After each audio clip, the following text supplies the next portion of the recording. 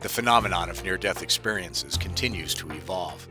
It's happening to more and more people, and the stories all bear similarities. But once it occurs, what comes next? It would seem that the near-death experience is only, for many, the beginning of a new and profound journey. I'm Ron James, host of the show Bigger Questions on Amazon. This year, I'm helping out at the International Association for Near-Death Studies annual conference. To get an idea what to expect, I've been talking to some of the speakers. Let's take a look.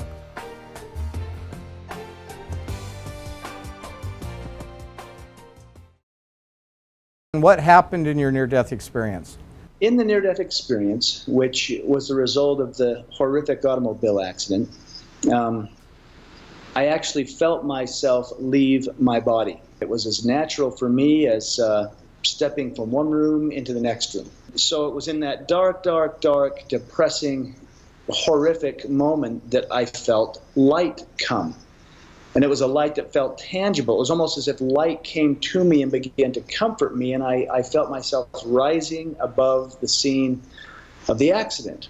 And that's when I realized, wow, I'm leaving my body. Now, I was a little confused as to what was happening.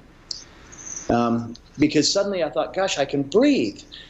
Wow, am I okay? What's going on? Am I okay? And that's when I realized that Tamara, my wife, who I knew was deceased at the scene of the accident, suddenly she was there in this light with me.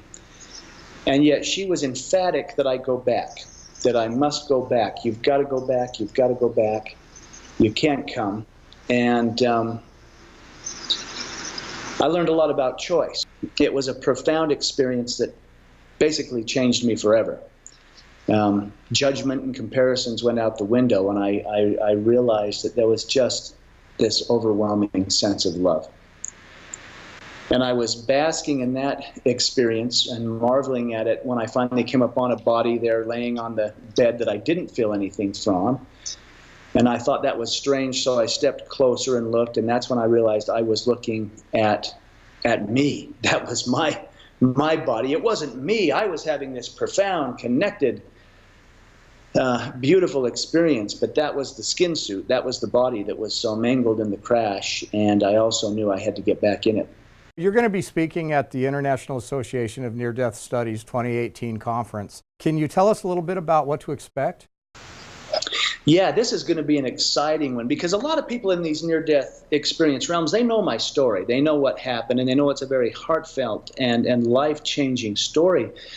But Dr. Jeff O'Driscoll is joining me. So the two of us are going to be presenting together Thursday night. So come on Thursday, and it's going to be kind of a he said, you know, patient-doctor comparison of the near-death experience, the shared death experience, the after-death communication, and what goes on in that. And we're really going to blow that thing open for questions, like ask us anything.